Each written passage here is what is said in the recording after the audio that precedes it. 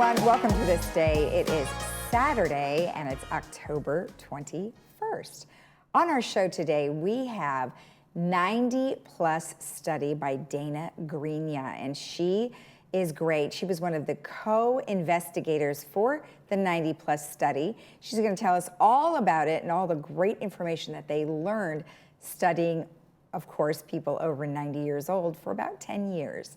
Then we talked to Dr. Valentina Bonev about breast cancer and Breast Awareness Month. And of course, that is the month of October. And she's going to talk to us a little bit about that. And she's from RadNet Breastlink. All right, let's take a look at our weather. Well, we are looking at very cloudy skies. Actually, today you can see we've got a little bit of sunshine. But today we are looking at cloudy skies, 71, 60, 69, 57, and 76, 57. If you are traveling, take a look at these numbers. 68, 60, 68, 60, 67, 52. If you are going to be in the mountains, it's going to be chilly overnight. 40, 20, 52, 22, and 45, 14 in Mammoth. Palm Springs, 78, 55, and Las Vegas, 75, 52. There will be nighttime freezing temperatures in the mountains, as I mentioned, so make sure you are prepared. Okay, our sunrise this morning was at 7:01. Sunset will be at 6:09. And perfect. So when we come back, we are going to have Dana Grenia from the 90 Plus study that was done at UCI. We'll be right back.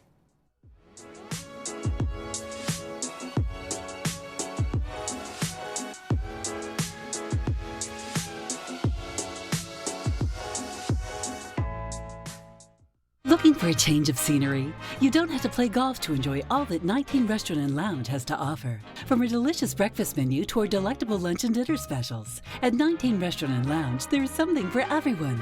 Relax with your friends and family and take in the beautiful view from our spacious patio. Or enjoy a cocktail and appetizer in our lounge. 19 Restaurant and Lounge is a great place to socialize, enjoy a meal, or simply take in the view. Join us 7 days a week and experience Laguna Woods' exclusive dining experience. Welcome to Balbina's Mexican Restaurant. Stop by and experience the most authentic Mexican food in the region. We are serving breakfast, lunch, and dinner. We have a very extensive Mexican wine list from Valle de Guadalupe and the center of Mexico. Visit us for breakfast and lunch from 8 in the morning to 2 p.m. and for dinner from 5 to 9 p.m. Stop by on Wednesdays and enjoy with half off on all of our wines.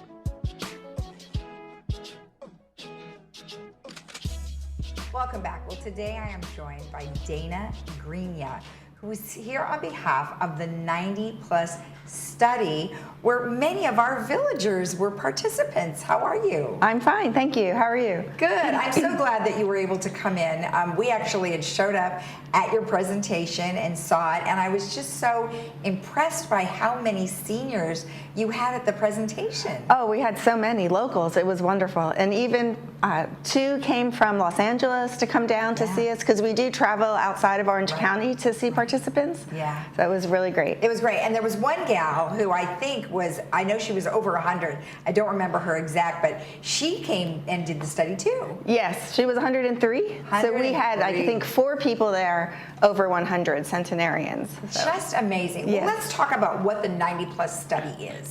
Sure. So this, it's an NIA grant funded by the National Institutes on Aging, and we study people 90 and over, studying aging and dementia. Okay. And just to see, like, what do these people do differently to live longer than others, and how do some fight dementia as well? Okay. Well, let's take a look at some of the numbers. So the study started in 2001, almost 20 years now, and we've enrolled over 2,000 people. And the average age was 96. Mm-hmm. And we actually had the oldest ever living human male at 111. He passed away, and he lived here in Laguna Woods and holds the world record for the United States as the oldest human living male. Wow. Is that incredible? Well, and that's so great that you got to study with him too. Yes, yes. Interesting. So 111, really great. Wow. 368 people live to be 100 and over. And we see them every 6 months and evaluate their cognition and also do a neurological exam, test their physical strengths. And 300 and some people, we've seen 10 or more visits, meaning at least 5 to 10 to 12 years over time. Wow. And we do scans on the brain. We do MRI scans and PET scans. And we've done 300 MRIs, almost 500 PETs. The PETs are looking for amyloid and tau in the brain that causes Alzheimer's disease. I see. And then, how did you get all of these folks to participate? I mean, did you advertise, or how did that work? Yes, so it originally started with the Leisure World cohort study from USC that was established, just a basic study on living and living style, and many of them were here. They all lived here, and there were 14,000 people in the study. This goes back to 1980. So we tapped into that population of the 14,000. Now that it's 20-some years later or 30 years later, they're now 90 and over. Got it. And from that group, the 14,000, we got like 1,300 of those people willing. We sent them letters and phone calls and things like that to recruit them. So now, will this be, and I think, at the end we'll tell more people about how to participate, but this is ongoing. This isn't like, that doesn't stop. Now you move into a different phase. Correct. We just keep going because our participants, we follow them until they pass away. Then they donate their brain. And if they want, they don't have to, but if they can, it's great for scientific research. And then we look into the neuropathology of the brain to see how did they do. Did they die with normal cognition, or did they have decline or dementia as compared to what disease is found in the brain? Wow, that is an amazing study. So longevity, what does it mean? So that just means like living longer and longer. Like, what can we do to live long? And we have studied longevity. Okay, great. Let's take a look at some of those numbers too. Okay, so we looked at vitamins, beverages. What did people take from that group of the Leisure World folks? They reported what they ate and drank over time in their 50s and 60s to see, did any of that contribute to living to 90? Okay. So some of the things were vitamins, vitamin C, A, E, these supplements. And do we think vitamins made a difference in living longer? Actually, no. They did not, and especially vitamin E, because there's a lot of publications on vitamin E and living longer and health and whatnot. So E, nothing. Calcium, nothing, zero. And then we even looked at soft drinks. And again, it's what people reported. So it's an observational study, what they reported on eating and drinking. Soft drinks, no. Tea, no. But the things that made a difference were body mass index, activities, exercise, leisure, caffeine, and alcohol, if you can believe that. Well, those were the things that made a difference. Made a difference in good or bad? In good, in living longer.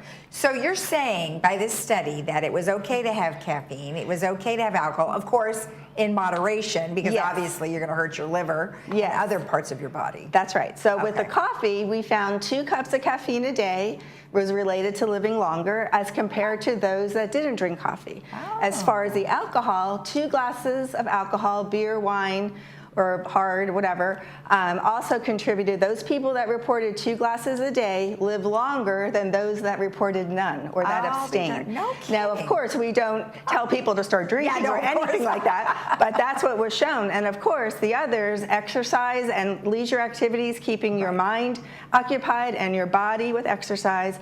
But the body mass also made a difference. That showed people that had a little bit more weight in their 80s, as this picture shows, live longer than those that did not. So you don't ever want to be obese because of heart problems in your 50s or 60s, but yet those that had like 15 to 20 pounds extra in their 80s and 90s did well, did better than those very frail or very skinny and tiny. They had a little bit more, gumption or something to fight disease and live longer. Well, fat isn't a horrible thing to have in your body. No. So that's where they maybe have a difference. That's right. Some of those people who may be a little bit more frail, maybe they fell and it was much harder for them to get over something like that. Exactly. That's exactly right. All right, good. All right, well, what else do you have? This looks like a nice chart. Okay, so this one shows the exercise. So we have swimming, biking. What do they report on how they exercised? And we really did find that people that exercised 45 minutes a day did well or lived longer than those that reported no exercise. And then those that reported more to 2 to 3 hours, that showed it didn't make a difference. So if you did 45 minutes, you're good. And it doesn't matter what exercising it is, because I see if there says vigorous walking. So for somebody who might not be able to do that, would walking still be beneficial? Totally, absolutely, okay. Yes. Okay. Yes, for sure. Okay, good. All right, and what's the next one you have?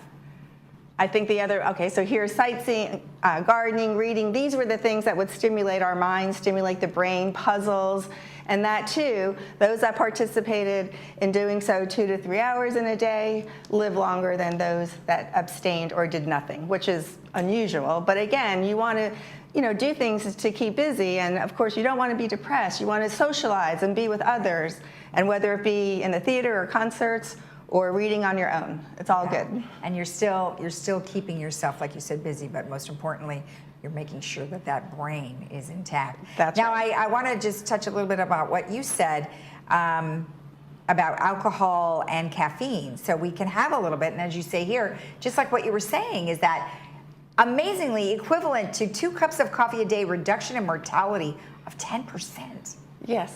That's a lot. I know. And then It's really good. 18% with 1 to 2 glasses of alcohol a day. Yes. That is just amazing. Yes. Now, another thing that you mentioned is that you can donate. Now, my mother donated her body. So would that include your brain? Absolutely. So we have at the University UCI the Willed Body Program as well as brain donation. So in our study, we asked for the brain, but if the person wants to donate their whole body, absolutely. What they do is the body will go to the medical center, the brain will be removed first, and then the rest goes to the Willed Body department or area. Okay. So that's perfectly fine. It's just it's an interesting concept, and when my mother had said that she did that, I was a little shocked and taken back. But then there was a couple of years later, there was a get together at the school, and they talked to all the they had all the doctors and nurses talk about how beneficial that was for research and study like what you do. Absolutely, and we tell them that all the time. If you agree to donate your brain or any, even the willed body, you are doing such a great thing for scientific research. You're contributing, and we thank our participants every day. And believe it or not, we've had nearly 500 donate their brain since the study started. That is great. Now the study, like you said, is ongoing, and yes. So what if somebody wants to participate now, even though they weren't part of the original group? Oh, yes. So even back in 2009, 2008, we started recruiting members that were not part of the leisure world. So you could just be 90 and live in the village and hear about it and want to join, and all you have to do is agree to the 6-month evaluations. All right. And now I would say in the last 5, 7 years or so, we also started doing the brain scans. Okay. So we ask that people also agree to do an MRI and a PET scan. Yeah. And then we ask them to donate their brain upon their death. I wish my dad was here. You guys can help him out. But it's only in California, right? And in Southern California? Yes, but if people have moved from the state, we do follow them, say Arizona, wherever they move to continue seeing them every 6 months to do the neuropsychological tests and the exam, see how they're doing, check in, and they can even donate their brain from other states. Oh, I didn't know that. Okay. We connect with a local hospital, and then the brain gets sent to our collaborators at Stanford University. Oh, isn't that great? Yes. Oh, I love it. Well, Yes. thank you so much for all the information. You're welcome. And congratulations. It's great Thank info. you. Thanks. Yeah, we really hope to keep recruiting new people, and I'm just so excited to be here. Thank you so much. You're welcome. Thank you. Thank you. And if you want more information, or if you would like to participate, you can certainly call the number that's on your screen, or you can email study90@uci.edu, or go to the website 90study.org. We'll be right back.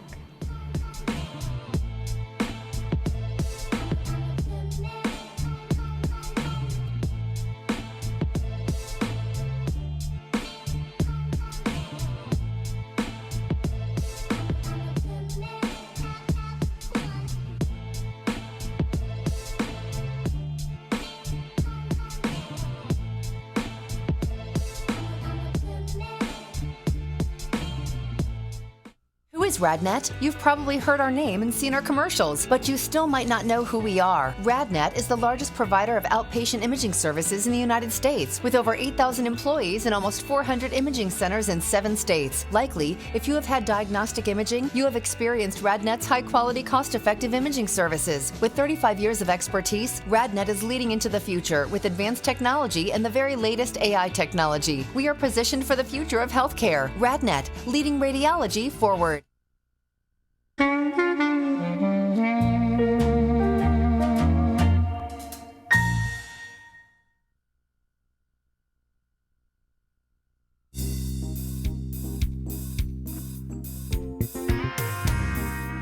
Welcome back. Well, today I am joined by Dr. Valentina Bonev, who is here on behalf of Wrestling. Well, welcome. How are you? I'm doing good. Thanks, Lisa, for having me. How are you doing?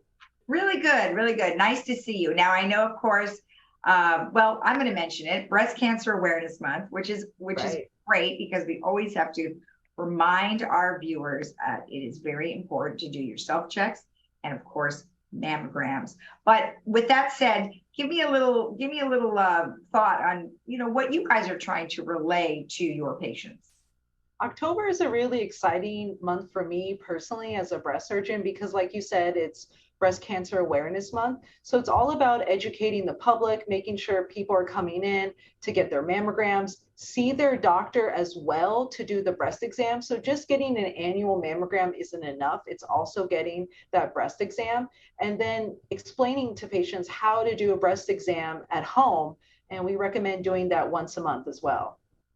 So the interesting thing about what you just said and what we're going to be talking about is that there's some new regulations that are floating around here from the FDA about breast implants. So my question to you first off would be, when you have breast implants, is it different for those who have to do self-checks than those who do not? Honestly, for the patients who have implants, the implant themselves actually push the breast tissue forward. And so it can actually in some ways be easier to detect a lump because you have the skin, you have breast tissue that may have a lump and the implant squishing it all together. So it can actually bring something to prominence. Also, women with implants, they can tell if there's something wrong with the implants, if it feels tight, if they have difficulty moving. So they're able to communicate to their doctor, you know what, things are feeling a little bit different with the implant. Can you take a look? And that will trigger the visit. Okay, that's interesting. How about now, there's 2 different ways that you can have an implant. You can go under the muscle or above the muscle. Does that make a difference in detecting anything? Honestly, it's probably about the same in terms of where you put the implant. It depends. Are you getting it for cosmetic reasons, for an augmentation? Are you doing it because you're having reconstruction for a breast cancer surgery? But in both cases, it is pushing the tissue forward. Okay, that's great news. So let's talk about what happened with the FDA. What are they requiring or what are the recommendations? So the FDA last month in September released a communication.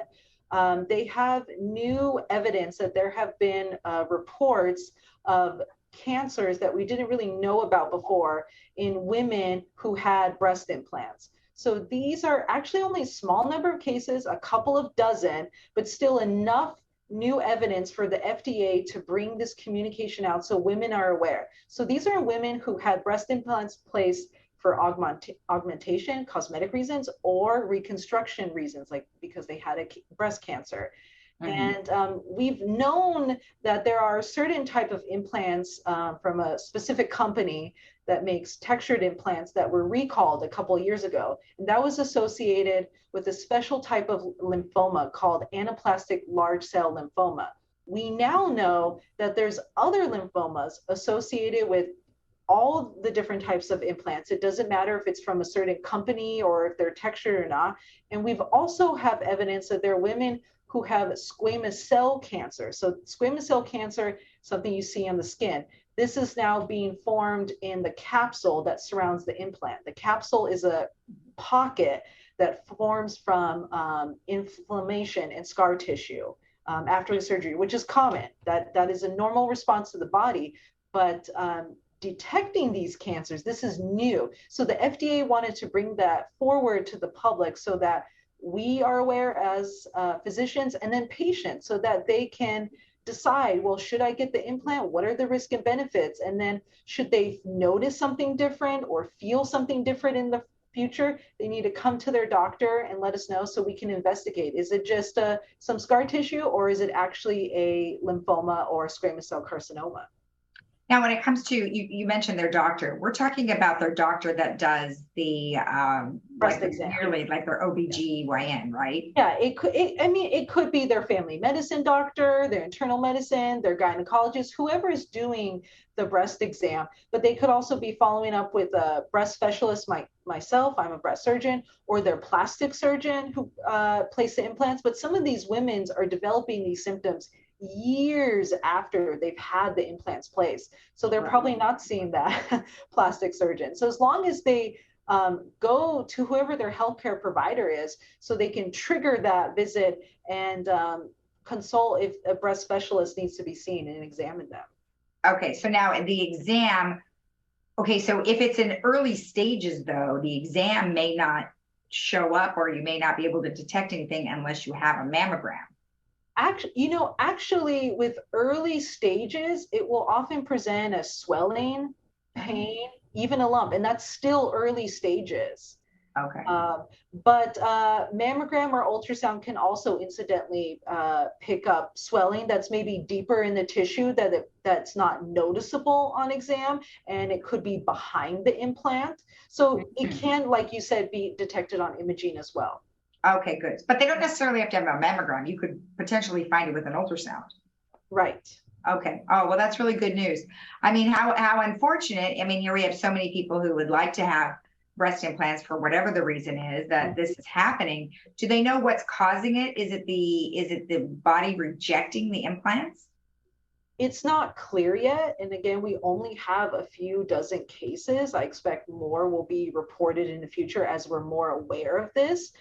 But I think what it is a reaction to the implant, which is a foreign body, which is creating a large amount of inflammatory changes within the breast and scar tissue. And then that somehow is now developing into a cancer. That is wild. I mean, breast implants have been around forever, right? And of course, you hear about some of these cases, and of course, like you mentioned, it's just a hey, this is happening. It's not like all over the world. It's just we've had several cases, and we want to let you know, which is important information for sure. So now those women who may have gone ahead and had implants maybe not too long ago, should they be concerned now? So what the FDA is recommending is breast awareness. So women who have implants to be aware of this. They're not recommending that you remove the implant. Again, if you feel like something's wrong, or you see something wrong, like one breast is now swollen or there's a lump, go ahead, tell your healthcare provider, and we're going to further investigate it. But it is very rare though. So I don't want patients to panic, but I want them to just be aware. Excellent. Well, of course, thank you for the information as always. And yes, breast cancer awareness is very important, not just in October, but all of the time. Exactly. All right. Thank you so much. And of course, if anyone has more questions about this, they can always get in touch with radnet.com. We'll be right back.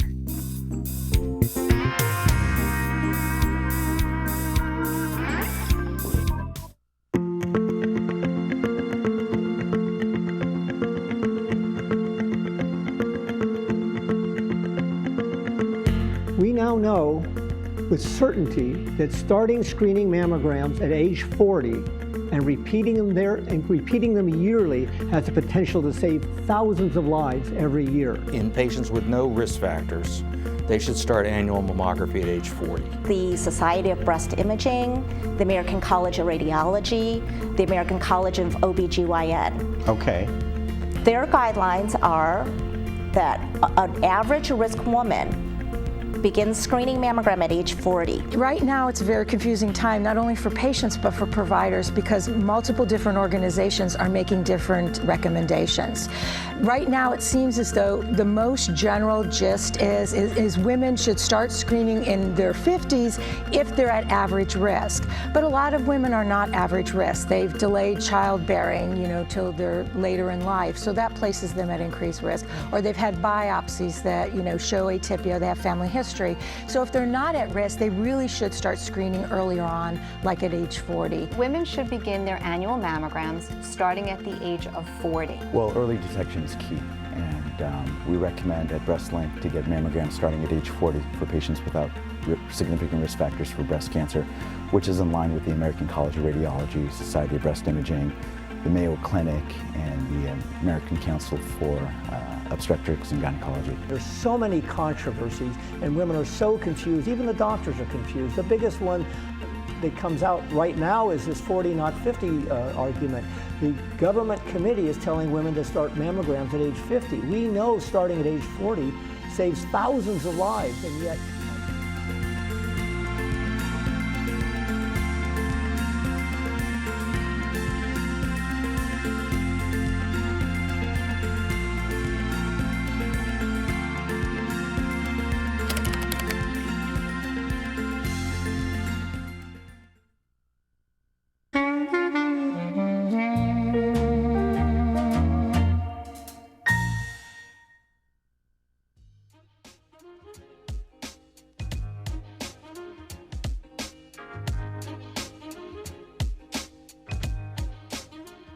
Our Saturday flick for the day is called Thor, and I think you're going to enjoy that today. Love and Thunder can be seen at 2 p.m. with subtitles and 6 p.m. without, brought to you by Hogue. And just a few announcements. So today is the Village Bazaar, and it starts at 10 a.m., and it's going to be at Clubhouse 5's main lounge, and that will be from 10 a.m.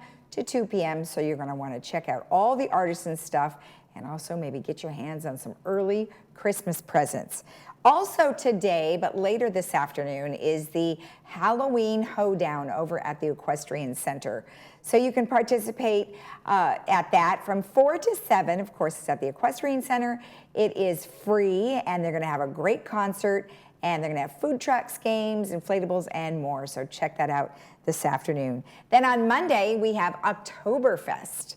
Of course, that always sounds like fun because there's lots of delicious German food. Also at Clubhouse 5 at 5 p.m. and it's $25. All right, let's take a look at our weather before we head out to enjoy the rest of our weekend. We are looking at temperatures in the 70s today, 71, 60. Tomorrow, 69, 57, 76, 57. If you're traveling, take a look at these numbers. Pretty normal temperatures for this time of year at the beaches, but then at the mountains, you're going to want to be careful because there are freezing temperatures overnight. Palm Springs 78 and Las Vegas 75. Have a great rest of your weekend right here in the Village, or get out and enjoy your weekend. We'll see you again right here on Monday morning at 9 a.m. Bye-bye.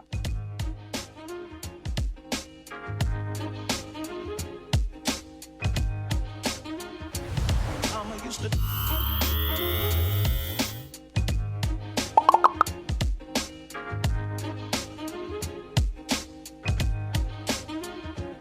Mama used to.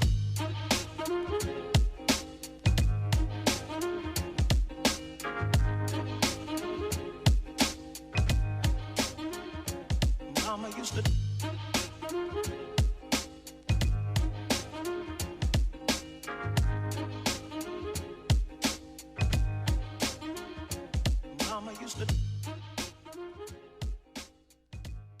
At Lohberg Dental, we understand that life gets busy, and making time to go to the dentist can be a challenge. But it's often difficult to find a dentist who's open during the evening hours or on the weekends. That's why we offer both. Whether it's a cavity that needs attention or you have broken or missing teeth, we are ready to help you get the care you need when it's convenient for you.